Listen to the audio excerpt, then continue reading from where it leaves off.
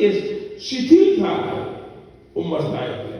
और इसलिए संत और शास्त्र कहता है कि જેટલું બની શકે એટલું તમારા જીવનમાં જેટલી તમારી પાસે શક્તિ છે એનો સદુપયોગ કરી લો।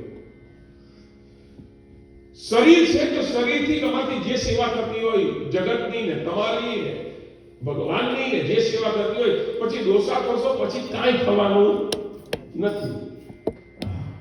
ગમે એટલા પૈસા આપણે કમાઈ લઈએ, ગમે એટલા પૈસા, લોકો પાસે બહુ પૈસા હોય, પણ એક સર્ટેન ઉંમર આવે પછી એ પૈસા એ માણસ વાપરવા નથી દેતો।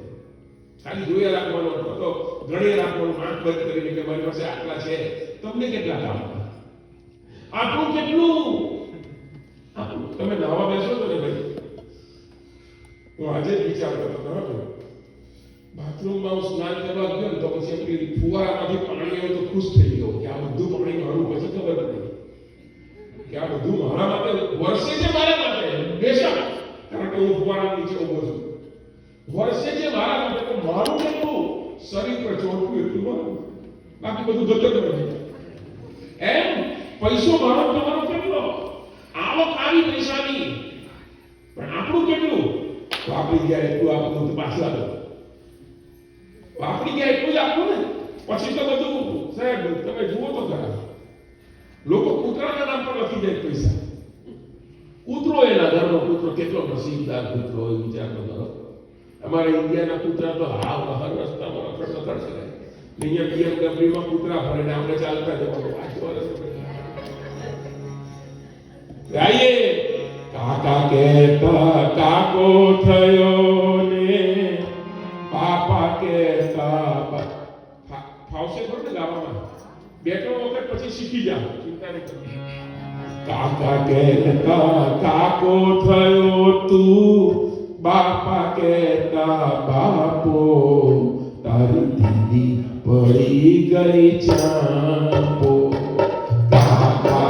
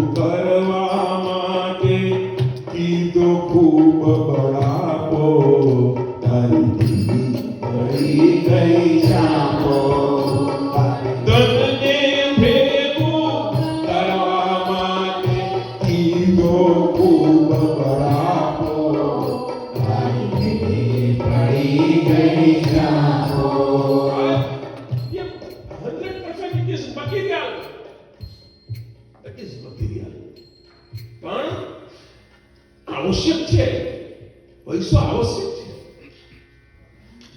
પણ દરેક જગ્યા પર કોમા ફૂલ પોઈન્ટ થી મુકતા શીખીએ। માણસ સર્ટેન ઉંમર થાય એમને નથી આશ્રમ આપ્યા, આ આશ્રમનો અર્થ સમજીએ દોસ્તો। જે બ્રહ્મચર્ય આશ્રમ છે તે 1 થી 25 વર્ષ સુધી ડાયો થઈને કહી રહે છે, 25 થી 50 માં પરણી જવાનું, એ ભાઈ પરણીને છોકરા થયા સાથે 50 વર્ષ પહેલાના જમાનામાં એવું હતું ભાઈ કે 51 વર્ષ થાય ને એટલે વન પ્રવાસ, 51 52 53 પછી 54 આ બધા વન 58 સુધી વન કહેવાય। આપણામાં તો એમ પણ કહેવાય છે કે વનમાંથી નીકળ્યો તો નીકળ્યો તો ગયો, વન છે। આ ઢોળિયાઓમાં ગોળિયાઓમાં તો પહેલેથી જ વન, શરૂઆત જ વનથી થાય। 1 11 21 31 41 51 10 વર્ષે દર વર્ષે આવી જાય રાખે વન। આપણે તો 50 પછી જ વન છે, 50 પછી એક આવો, આ આશ્રમ છે દોસ્ત।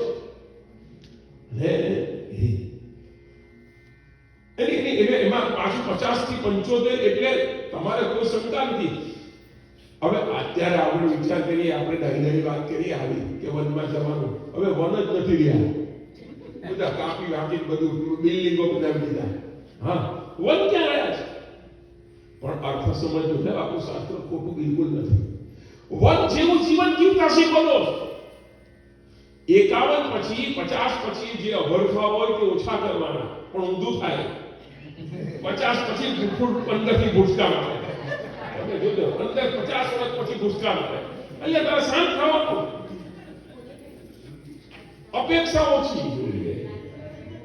અપેક્ષા 50 પછી શું કરવાનું? સુખી થવું હોય તેનું કારણ, અથવા તો દુઃખી નહીં થવું હોય એનું કારણ. 50 વર્ષ પછી ધીરે ધીરે અપેક્ષા ઓછી કરી નાખો. અપેક્ષા ત્યાં સુધી ઓછી કરો દોસ્ત, અપેક્ષા ત્યાં સુધી ઓછી કરીએ. આપણા સગા દીકરા પર પણ એવી અપેક્ષા તમે રાખશો તો દુઃખી થાઓ. અપેક્ષા દુઃખ ક્યાં છે? દુઃખ distance between reality and expectation. There is દુઃખ. ડિસ્ટન્સ બિટવીન રિયાલિટી આ છે અને એક્સપેક્ટેશન પેલું જોઈએ. આ બેની વચ્ચે જોઈએ. તમારે ત્યાં અમે નાના હતા ત્યારે સાયકલ બહુ ચલાવતા. બહુ નાના હતા ત્યારે સાયકલ ચલાવ એમ થાય જેને ઘેર સાયકલ હોય તો પૈસાદાર ગણાતો. અમારા જમાના 50 વર્ષ પહેલા ઓરે સાયકલ છે. પછી લુના આવ્યું. લુના વાળો તો બહુ સારો પૈસાદાર છે. એને ત્યાં છોકરી આપતા. હા, એ લુના પૈસા કેવો છે ભાઈ? લુના સ્કૂટર ધીરે ધીરે અબજો તો કમા ઉગતા ગયા. અહીંયાથી અટક્યા નથી. ત્યાં સુધી લોકો ચાર્ટર પ્લેન રાખતા થઈ ગયા. અને ત્યાં સુધી તમારા અમેરિકા વાળાએ તો ચંદ્રને પણ ભાગ કરીને વેચવા ગયા. ત્યાંની જમીન ક્યાં સુધી પહોંચ્યું છે આપણે બધું. તો આપણે મૂળ વાતે કોમા મૂકી દરેક જગ્યા પર ફૂલ સ્ટોપ મૂકતા શીખીએ. 50 પછી એક્ઝેક્ટલી હું તમને કહું, જેને સુખી તો હું એટલા માટે બોલી રહ્યો છું કે હું આઈ એમ ડુઈંગ ધેટ. અને બીજું હું સ્વાધ્યાય પણ મારું કરું કે હું ભૂલી નહીં જાઉં. હું પણ એમાં જ છું. We are sailing in same boat. આપણે બધા એક જ જેમ છે અત્યારે અહીંયા બેઠા છીએ એમાં તો લગભગ. તો વાલા 50 પછી વન જેવું જીવન. હવે વન જેવું જીવન એટલે શું કહું તમને? કે વનની અંદર તમે જાઓ તો હરખા નવા કપડા પહેરીને જાઓ. જંગલમાં જાઓ તમે તો કપડા તમને ખબર કે કોઈ જોવાનું નથી. હું ને તમે જે કપડા વસ્ત્ર પરિધાન કરીએ છીએ it is not for us. આપણે આપણા માટે નથી પહેરતા. હો ભાઈ, શેના માટે પહેરીએ છીએ? બીજાને ગમે એટલે. તમે જો આપણે આપણા માટે એ પણ નથી. આપણું શું એમ પૂછું તો આપણું તો એ પણ નથી. તમે જો $5000 ની સાડી પહેરી તમે ફરો ને મોટું ફંક્શન હોય ને 5,000 બહેનો હોય ને એ તમારા સાડી સામે જુએ નહીં, તમે પલ્લું સરખું કરી રાખો કે નહીં? કે જો $5,000 ને એ બેન એમ કે તું ક્યાંથી લાવી? એમ કે પૈસા વસૂલ. પણ જ્યાં સુધી કોઈ તમારી એ સાડીની એનો અર્થ તો એમ થયો કે તમને ગમે છે એટલે નહીં, બીજાને ગમે છે એટલા માટે પહેરીએ છીએ. છે કે નહીં? આ જ વસ્તુ તમને કોરોનાએ બધું બતાવી દીધું. બધું જ આખું જગત. કોરોનામાં એક જોડી કપડા એ 3-3 દાડા સુધી રાખતા